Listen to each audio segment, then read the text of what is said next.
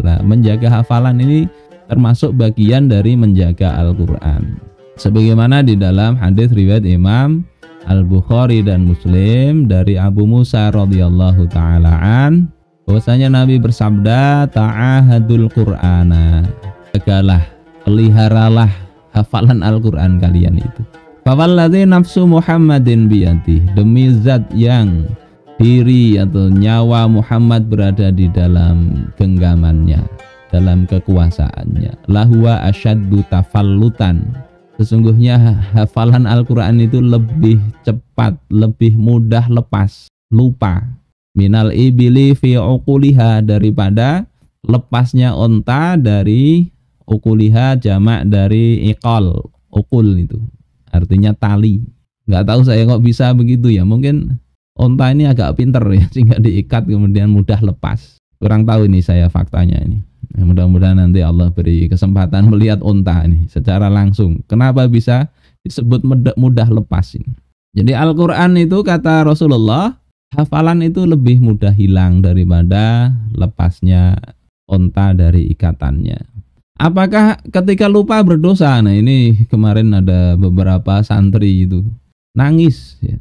Hafalan, menghafal kok lupa, menghafal lupa. Apakah itu dosa? Memang ada hadis ini ya di dalam Sunan Abu Dawud dan At-Tirmidzi. Wa uridat alayya dzunubu ummati, ditampilkan kepadaku dosa-dosa umatku. Ini di hadis tentang Isra Mi'raj ya. Falam ara dzamban a'zama min suratin minal Qur'an, maka tidaklah kulihat dosa yang lebih berat, lebih besar daripada satu surah dari Al-Quran, au ayatin utiha rajulun, atau satu ayat yang didapat oleh seorang lelaki, tsumma nasiyaha, kemudian dia lupakan. Ngeri ini melihat ini. Kalau gitu enggak usah menghafal lah, dari hafal lupa dosanya besar. Sementara tadi hafalan itu lebih mudah hilang, lebih mudah lupa, yang riwayat Imam Bukhari. Kalau kita baca begini, tidak ada yang mau menghafal ini. Nah ini gimana mendudukkannya? Ini di dalam penjelasan di Aunul Ma'bud. Di kitabnya tidak ada ya. Ini walaupun sebetulnya kajian nafsiyah, jadinya kayak fikriyah aja ya. Karena mau tidak mau ada hukum-hukumnya yang kita jelasin lah.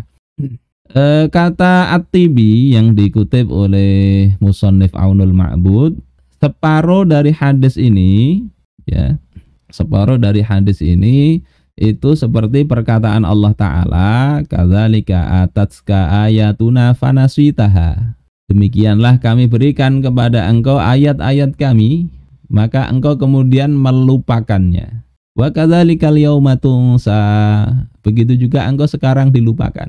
Di dalam surah Toha. Jadi ayat ini mirip begitu kata Imam At-Tibi. Jadi wa aktsarul mufassirin, sebagian besar mufassir menyatakan ya, berpendapat ala annaha fil musyrik, bahwasanya ini terkait dengan orang musyrik ya. Mereka ngerti Al-Quran tapi tetap menyekutukan Allah. Wan nisyan bimakna tarkul iman. Nisyan di sini maknanya meninggalkan beriman. Ini orang yang sudah ngerti Al-Quran, dia tidak mau pakai, tidak mau beriman. Nah, yang penjelasan lain misalnya di dalam Fathul Bari, Imam Ibnu Hajar Al-Asqalani mengatakan terkait hadis ini, beliau katakan fi isnadihi dha'fun, di dalam sanadnya ada kelemahan, jadi tidak kuat lah riwayat ini.